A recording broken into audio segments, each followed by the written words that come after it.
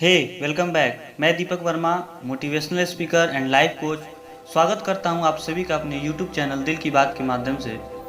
दोस्त, एक बड़ी ही ज़बरदस्त 4 लाइन की कहावत है कि डूबते हैं तो समंदर को दोष देते हैं, डूबते हैं तो समंदर को दोष देते हैं, और मंजिल ना मिले तो किस्मत को कोसते हैं। खुद तो संभल कर चल नहीं सकते और ठेस जब लगती है तो पत्थर को दोष देते हैं। माय डियर फ्रेंड्स, आप जो हो, जैसे भी हो, जिस अवस्था में हो ना, आप अपनी वजह से हो, इसके जिम्मेदार आप खुद हो। आप अपनी नाकामियों पर पर्दा डालने के लिए भाग्य और भगवान को बदनाम करना बंद करें। कहते हैं कि भगवान ने हमें गरीब कर दिया, उन्होंने हमें कुछ नहीं दिया, उन्होंने हमें कम दे दिया। तरह तरह की बातें सुनने को मिलती है हमारे समाज में। आपको बता दूं सर, देता वो नहीं है जिसके पास किसी चीज़ की कमी हो। मैं पूछता हूँ कि आपने मांगा क्या जो आपको नहीं मिला?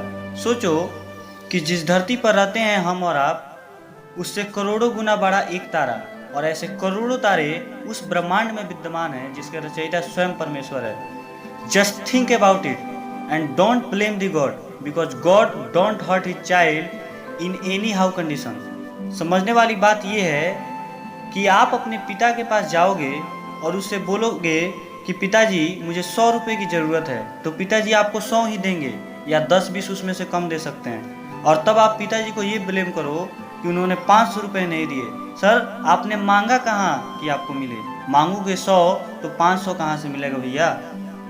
सर, अमीर बनने के लिए ना पहले सोच में अमीर बनने की ज़रूरत है, क्योंकि छोटी सोच और पैर की मोच इंसान को कभी आगे नहीं बढ़ने देती। हम क्या सोचते हैं कि फलाने जी का लड़का इस मोहल्ले में सबसे ज़्यादा 30,000 कमाता है, तो हे भगवान आप अपनी कृपा दृष्टि दिखा दो कि मैं भी 30,000 कमाने वाला बन जाऊं। भगवान भी तो देखता है, और आपने मांगा उसी के इर्द गिर्द तो आपको अपने जीवन में व्यतीत करने के लिए देगा।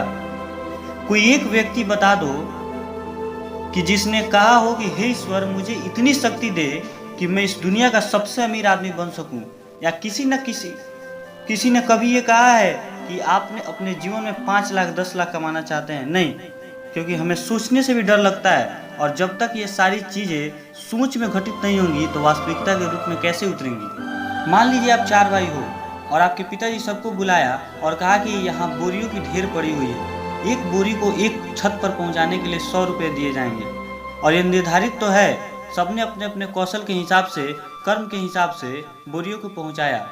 किसी ने 10 तो कोई 8 तो किसी ने 20 बोरियां पहुंचाई, और उसी के हिसाब से उसे उसका फल मिला। अब इसे भाग्य को कैसे कोसोगे कि मेरे भाग्य में इतना ही लिखा था, या पिताजी ने मुझे कम दे दिया और उसे ज़्यादा दे दिया? ठीक उसी प्रकार हमारा भाग्य भी हमारे कर्मों से ही बनता है, और हमारे पास वर्तमान में जो भी चीज़ें हैं और भविष्य में जो भी चीज़ें होंगी वो हमारे कर्मों पर आधारित होंगी। क्योंकि पिता अपने बच्चों के साथ कभी गलत नहीं करता, क्योंकि अगर आपके हाथ में 5 उंगलियां हैं तो छोटी वाली काटो या बड़ी वाली, दर्द उतना ही होगा। आशा करता हूं कि आज आप जरूर कुछ ना कुछ सीखे होंगे। हमारी प्रयास जारी रहेगी, बस आपके साथ की ज़रूरत है। धन्यवाद।